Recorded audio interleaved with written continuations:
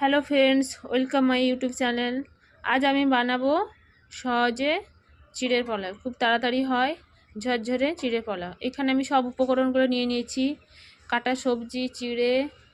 প্রথমে বাদামগুলো আমি ভেজে নিব। তেল ছাড়াও আমি তেল দিয়ে ভাজতে পারো, আমি এখানে তেল ছাড়া ভাজছি। তারপরে এক বাটি চিড়ে নিয়েছি। খুব কম তেলে আমি রান্না করে দেখাবো। এটা আমি খুব কম তেলেই রান্না করেছি। আমি এমনি বাদামগুলো ভেজে নিয়েছি। বাদামগুলো ভেজে নেওয়ার পর আমি এটা বের করে নিয়েছি। তারপরে এক বাটি জল দিয়ে চিড়েগুলো ভালো করে ধুয়ে নিলাম। পুরো জলগুলোকে বের করে দিয়েছি। চিড়ে ধোয়ার পর আমি কি করলাম, কড়াই এবার হালকা কড়াই এবার বাদামটা ভাজা হয়ে গেলে আমি বের করে নিব। বাদাম বের করে নিচ্ছি। এরপরে আমি কাটা সবজিগুলো আগে ভেজে নিব। তাই কড়াই অল্প একটু তেল দিয়ে আগে আমি হালকাভাবে সবজিগুলো ভাজবো। হালকাভাবে সবজিগুলো ভেজে নেওয়ার পর আমি আবার রান্নাটা করব। তাই হালকাভাবে সবজিগুলো ভেজে নিলাম, কিন্তু পেঁয়াজ আর বাঁধাকপিটা আমি এখন দিচ্ছি না। এখানে বরবটি, গাজর, বিনস, টমেটো সবই আছে। এতে একটু লবণ দিয়ে, হলুদ দিয়ে হালকাই ভাজবো। হালকা ভেজে নিব। ঢাকা দিলাম একটু। তারপরে এই দেখো আমি হালকাই ভেজেছি, হয়ে গেছে আমার ভাজা। বের করে নিচ্ছি। এরপর আমি কড়াইয়ে আর একটু তেল দিব। আর একটু তেল দিয়ে কালো সর্ষে,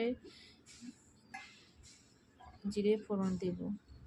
কালো সর্ষে, জিরে ফোড়ন দিয়ে এবার আমি কাটা পেঁয়াজটা দেব। কাটা পেঁয়াজটা হালকাভাবে ভাজবো। তারপরে কাঁচা লঙ্কা দেব 4টে। কাঁচা লঙ্কা দিয়ে বাঁধাকপি দেব। বাঁধাকপিটাও নাড়াচাড়া করব, হালকা ভাজবো। এটা নাড়াচাড়া করে নিলাম, হালকাই ভাজলাম। এরপরে আমি আগে ভেজে রাখা সবজিগুলো মিশিয়ে দিব। আর আগে সবজিগুলো মিশিয়ে নাড়াচাড়া করে এবার আমি ধুয়ে রাখা চিড়েগুলো দিয়ে দেব। চিড়েগুলো আমার দেওয়া হয়ে গেল। আমি এটাকে ভালোভাবে মিশিয়ে নিব, নাড়াচাড়া করে নিব। তারপরে 1 চামচ পরিমাণ মতো লবণ দিব, একটু পরিমাণ মতন চিনি দেব। চিনি দিলাম যাতে একটু হালকা মিষ্টি লাগে, ভালো টেস্ট হয়। এরপর আমি ভালো করে মিশিয়ে নিলাম। তারপরে ভেজে রাখা বাদামটা দেব। আর এই যে কারি পাতাটা মিশিয়ে দিব। তারপরে 1 চামচ ঘি দেব। ব্যাস, এটাই আমার হয়ে যাবে। পোলাও তৈরি করতে গেলে এটা আমার হয়ে গেল। এবার ঘি দিয়ে আমি এটা মিশিয়ে নিব, ভালো করে মিশিয়ে নিব। একটু হালকাভাবে ভেজে নিব।